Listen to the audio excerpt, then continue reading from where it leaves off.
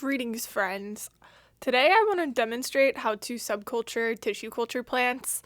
Subculturing is basically tissue culture's version of repotting. Over time, the plants or plant tissue that's in the containers is using up the nutrients in the tissue culture media. So you need to transfer the plants onto fresh media every 4 to 6 weeks in an ideal world. This process of transferring the plants onto fresh media is called subculturing. Last week I got something very exciting in the mail.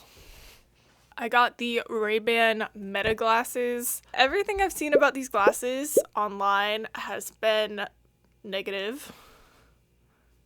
How are they dirty? I haven't even worn them. They are known to be worn by creepy weirdos who want to film people without them watching. There's a new pervert in town. They have cameras on them, so today I'm gonna give you a POV of what it's like to be me. These look so bad. Okay, that will be the first and last time you see me wearing the glasses. Before we get into subculturing the plants, I wanted to let you know that I have a new shirt and I'm wearing it. I worked with the same artist as last time on this design, Tropics Narcotics, and they do the most amazing job ever. We were really inspired by H.P. Lovecraft's Herbert West Reanimator, at least the movie posters and stuff like that, for that novella turned movie. On the back, instead of a brain in a jar, we have a plant in a jar.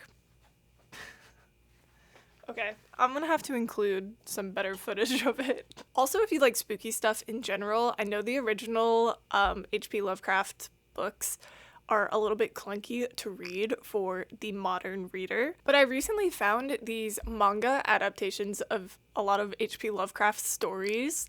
I read The Shadow over Innsmouth, which was really good. I hadn't read it since high school, but I kind of knew the basic story. The drawings are so amazing. I can't pronounce the artist's name. I think he's Japanese, but I'll put it here so you can read it. Highly recommend. The books are really expensive though, so I only have one. Catch a vibe by wearing the shirt while you read the book. I'll have the shirts linked below if you want to check them out. They ship worldwide and they are fulfilled by me. Also, they're locally printed in Florida. Okay, time to put these glasses back on.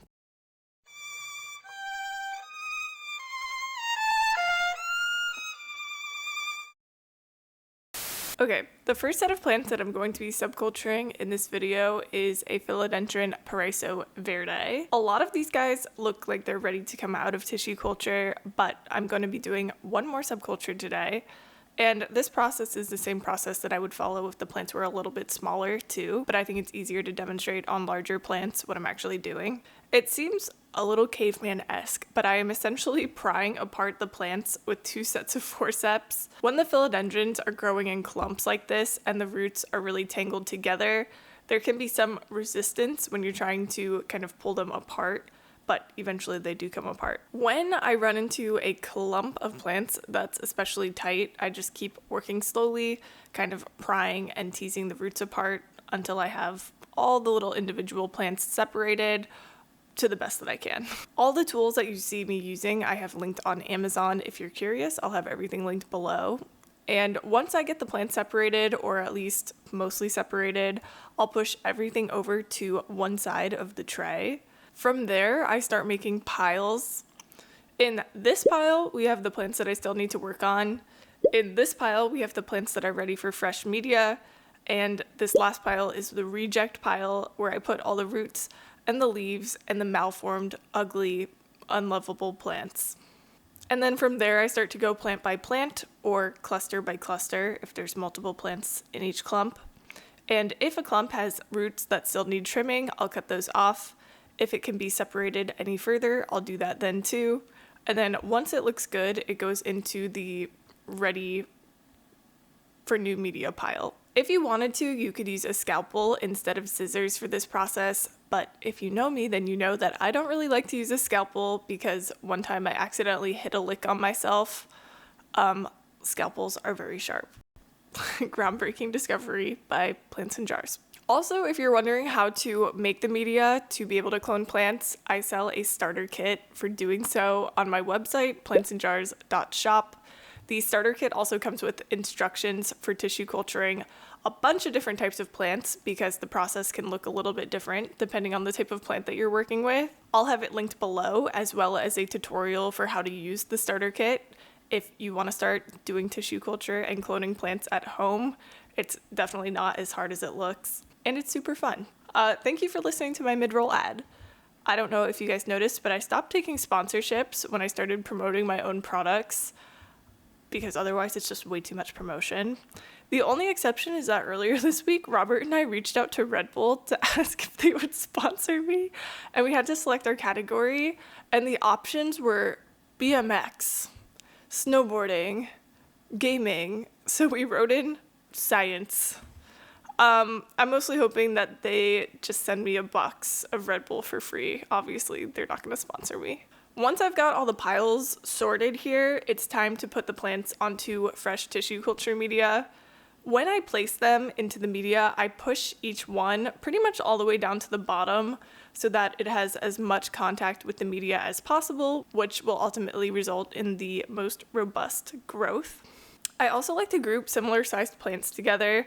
So for example, I'm putting all the larger ones into one container, and then I'm putting all the smaller plants into a different container. Keeping them grouped by size helps grow them at a similar pace, which makes acclimating them later on a lot easier. I also want to show you guys how I would do the subcultures in a still air box.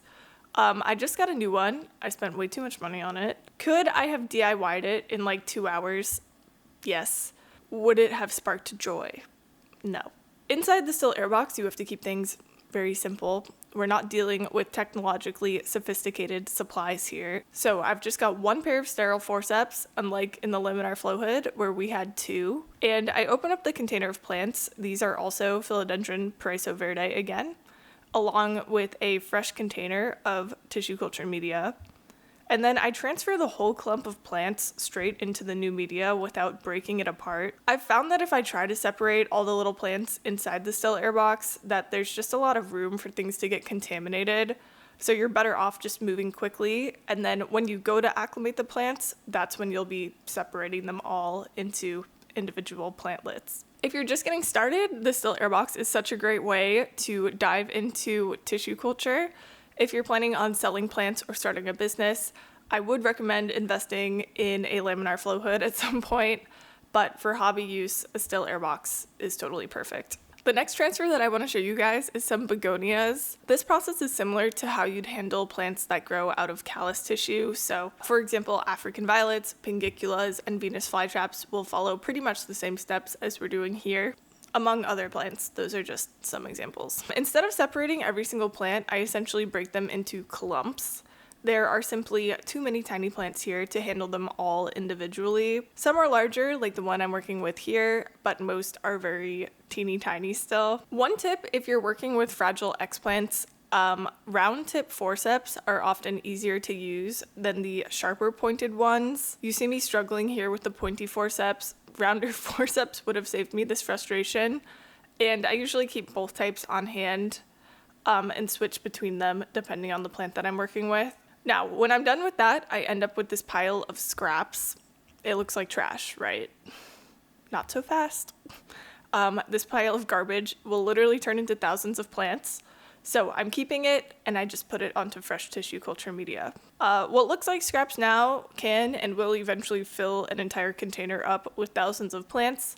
It's really wild to see how fast some plants take off in tissue culture, especially begonias. And then I also wanted to show a transfer with the begonias inside the still air box. Honestly, it looks almost identical to what you saw me do with the philodendron. I take the clump, I press it straight into the media, and then I close the container up quickly.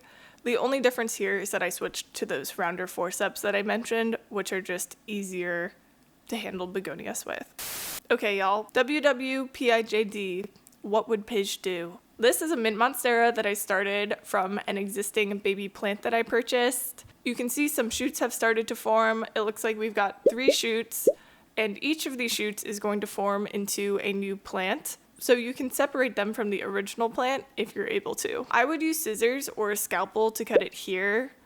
Optionally, you could do a second cut here as well. Here's a portion of the plant after I separated it, and again, This is where you would make that optional second cut. But this one's a chunk of begonia callus. It's just a clump of undifferentiated cells. That's why it doesn't look like a plant. Eventually, the baby plants will form from this clump, and if the clump you start with is too large, you end up with just way too many plants in the container, especially with a plant like a begonia or African violet or petunia, which just divide and multiply like freaking crazy. So I would cut this callus into a few pieces, either using a scalpel or a pair of scissors. This is what it looks like when the begonias begin to form from that callus. The green fuzziness is just tons and tons of baby plants. And again, this piece needs to be split up into multiple pieces to avoid ending up with just way too many plants in a single container. This is what happens when you start with too much callus in the containers. We've just got too many plants. I would divide these plants the way I showed earlier in the begonia portion of this video into many different containers. Again, a really big chunk of variegated string of hearts callus. I forget the scientific name of that plant. The chunk is simply too large. Chop it up. These are cool. These are Venus flytraps. I have been working with a lot of carnivorous plants lately. These separate from each other sort of like philodendrons do. Because these are still small, I wouldn't separate them into individual plants yet. That would be tedious. I would just separate this large clump of plants into 5 or 6 smaller clumps. This one is a variegated fairy castle cactus. I don't work with a ton of cacti, but they can be grown in tissue culture, so can succulents. Cacti grow from the meristematic cell spots. You can separate these new growths from the main part of the cactus and put them onto media, and they'll continue to grow and multiply. So that is what I would do here. This one is a container of pingiculas. These things multiply freakishly fast. For that reason, I would separate these clumps of plants into their own separate containers. And here are some larger pingiculas. These are large enough to come out of tissue culture and be acclimated to growing in soil or whatever substrate you want to grow them in. I want them to flower in tissue culture, so I'm selfishly keeping them in TC. Since there's some crowding here, I would probably divide these up into 4 or 5 separate containers to give the individual plants more access to the nutrients in the media so that the nutrients don't get depleted so fast. I think this was the last one. Yes. I get a lot of questions about the subculturing process, so I hope that this clears things up for some people. Please remember to like and subscribe, and also check out my website, which is linked below. Bye!